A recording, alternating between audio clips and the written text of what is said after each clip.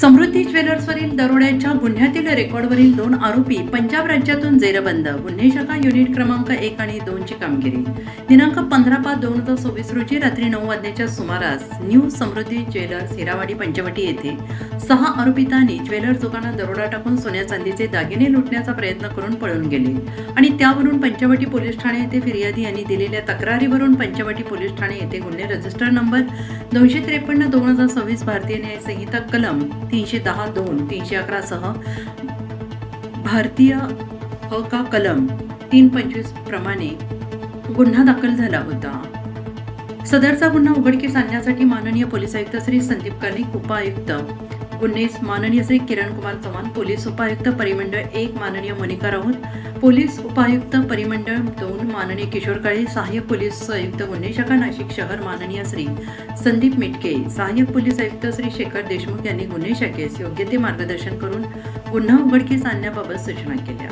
सदर गुन्ह्याचे गांभीर्य लक्षात घेऊन गुन्हे शाखा युनिट क्रमांक 1 आणि 2 यांचे पथक हे समांतर तपास करत असताना गुन्ह्याचे घटनास्थळी तात्काळ भेट देऊन अज्ञात आरोपितांचा शोध घेत होते. यावरून पोलीस हवालदार विशाल देवरे, प्रशांत मरकड, विशाल काठे, नजीम खान पठाण, मुख्तार शेख, पोलीस हवालदार महेश साळुंके, पोलीस अंमलदार राहुल पालखेडे, पोलीस अंमलदार अप्पा पानवळ, राम बरडे, गोरक्ष साबळे, नितीन जगताप, विलास चारोस्कर यांनी केलेल्या तांत्रिक विश्लेषणावरून आरोपी आणि यांचे वास्तव्याबाबत माहिती प्राप्त केली. त्यानुसार माननीय पोलीस वरिष्ठ पोलीस निरीक्षक माननीय अंचल मुदगल यांच्या मार्गदर्शनाखाली गुन्हे शाखा युनिट क्रमांक 1 चे पोलीस उपनिरीक्षक चेतन श्रीवंत, पोलीस हवालदार प्रशांत मरकड, विशाल काठे, विशाल देवरे, चालक नाझीम खान पठाण, पोलीस अंमलदार मुख्तार शेख अशांचे पथक नाशिकवरून मोहाली पंजाब येथे जाऊन सतत 3 दिवस अहोरात्र परिश्रम करून आरोपी नामे अनिश कुमार पिता महेंद्र सिंग, वय वर्ष 47, राहणार कॉलेज कॉलनी, डेरा बस्सी, मोहाली पंजाब. 2 रणजित सिंग पिता दर्शन सिंग, वय वर्ष 52, राहणार गाव बहादुरपूर फकीरा, जिल्हा पटियाला पंजाब यांना मोठ्या शिताफीने पकडून पाठलाग करून ताब्यात घेऊन त्यांच्याकडे गुन्ह्याबाबत विचारपूस केली असता त्यांनी गुन्हा हा त्यांचे साथीदारांसह केल्याची कबुली दिली आहे.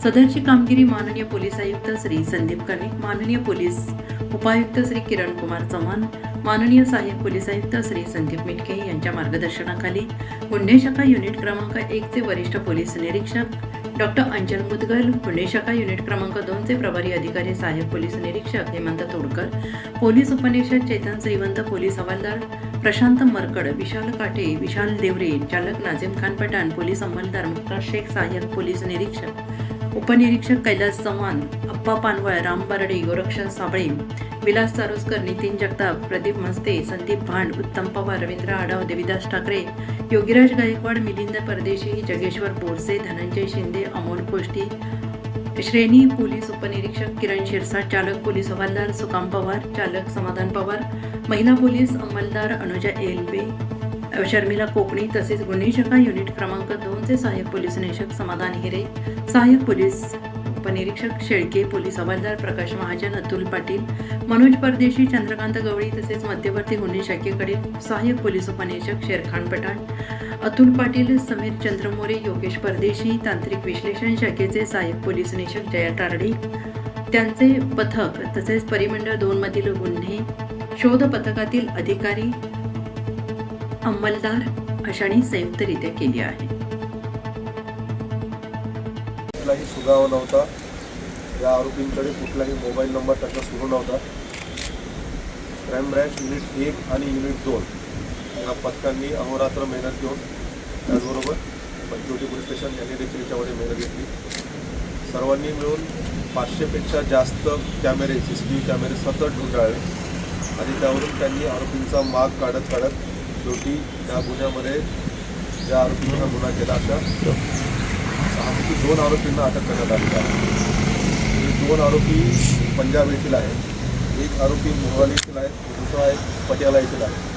दोन्ही आरोपी जे ताब्यात घेतलेत अटक केले ते रेकॉर्डवरचे सराईत गुन्हेगार आहेत. त्यांनी वारंवार असे गुन्हे केलेले आहेत आणि विशेष म्हणजे कुठल्याही प्रकारचा सुगावा नसताना हा गुन्हा उघडकीस आणलेला आहे. आरोपींची ओळख 2010मध्ये जेलमध्ये अंबाला जेलमध्ये झाली होती. त्यानंतर ते एकमेकांच्या संपर्कात होते. त्यांनी ठरवलं की आपण एकत्रित कुठेतरी दरोडा करायचा. त्या उद्देशानं ते पंजाबवरून निघाले. पंजाबवरून निघतानाच त्यांनी त्याच वेळेस त्यांचे मोबाईल बंद केले पोलिसांना लक्षात येऊ नये म्हणून, आणि ते सुरुवातीला मुंबईला आले. मुंबईला येऊन त्यांनी परत नाशिक गाठलं. नाशिकला त्यांनी आपल्या ठिकाणांची रेकी केली. त्यांनी रेकी करून तिथे ज्वेलर्सचं दुकान आहे, रोडवर असल्यामुळे तो पळून जाणं सोपं आहे असं त्यांच्या लक्षात आलं आणि त्यांनी इथे दरोडा करायचं ठरवलं. त्यांनी नाशिकमध्ये इथे येऊन लॉजमध्ये थांबले. नंतर त्यांनी इथूनच 2 बाईक चोरी केल्या आणि त्या 2 बाईकवर एका दुकानापर्यंत आले होते. दुकानामध्ये येऊन त्यांनी दरोड्याचा प्रयत्न केला. रिव्हॉल्वरचा धाक दाखवला. कारागिरांनी वर्कर्सनी प्रतिकार केल्यामुळं त्यांना काही लुटता आला नाही. तेव्हा त्यांना आणि त्याच दुकानातून त्यांना परत जावं लागलं.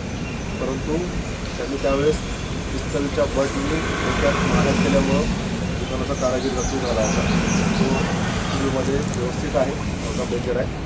परंतु कुठलाही सुगावा नसताना देखील, आरोपीकडे मोबाईल नसताना देखील फक्त तांत्रिक कौशल्य, अहोरात्र मेहनत घेऊन 500पेक्षा जास्त CCTV 2 दिवसामध्ये बघून आरोपींचा माग काढून मुख्य 2 आरोपींना अटक केलेली आहे. तर आरोपीचा शोध सुरू आहे. नाशिकमध्ये त्यांचं काय कनेक्शन होतं का?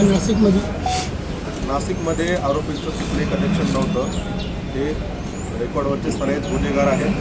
ते रँडमली नाशिकमध्ये आले आणि नाशिकमध्ये येऊन 2 दिवस सतत रेकी केली आणि त्यांनी ठरवलं की कुठल्या ठिकाणी त्यांना दरोडा करणं शक्य आहे. त्यांचं नाशिकमध्ये कुणाशी काही कनेक्शन नाही. या ठिकाणी कुठे या अगोदर त्यांच्यावर देशभरातील गुन्हे दाखल आहेत. त्यांच्यामध्ये मुख्यतः उत्तर भारतामध्ये अशा प्रकारचे गुन्हे दाखल आहेत. सर, यातला एक जो आरोपी आहे तो आर्मीमध्ये असण्याचं काय त्याची हिस्ट्री आहे की हा कसा काय या सगळ्यांमध्ये? हा पूर्वी सैन्य दलामध्ये होता आरोपी. त्याचं पूर्वीचं तिथलं त्याची नोकरी झालेली आहे. सध्या तो सैन्य दलामध्ये नाही, मात्र त्याची पूर्वीची नोकरी सैन्य दलामध्ये झालेली आहे. सर, कुठून ताब्यात घेण्यात आले यांना? त्या आरोपींना पंजाबमधून ताब्यात घेण्यात आलेला आहे, मोहाली येथून. आणि विशेष बाब म्हणजे जेव्हा आरोपीने इथे दरोड्याचा प्रयत्न केला, तिथून दरोड्याचा प्रयत्न करून आरोपी त्यांच्या मूळ घरी पोहोचण्याच्या अगोदरच त्यांच्या घराचा पत्ता क्राईम ब्रँच युनिट 1 आणि युनिट 2च्या अधिकाऱ्यांनी शोधला होता. आणि आरोपी घरी पोहोचण्याच्या अगोदरच क्राईम ब्रँच नाशिकची टीम आरोपीच्या घरी अगोदर जाऊन पोहोचली होती. आणि जेव्हा आरोपीला वाटलं की आपण सुरक्षित घरी पोहोचतोय, त्यावेळेस आरोपीला झडप घालून ताब्यात घेण्यात आलं. आरोपींकडून किती माल हस्तगत करण्यात आलेला आहे? या गुन्ह्यामध्ये आरोपींनी कुठलाही मुद्देमाल चोरलेला नव्हता. त्यांचा प्रयत्न फसलेला होता. त्यामुळे आरोपींकडे काही मुद्देमाल असलेला नाही. एक छोटासा इंजिन होतं.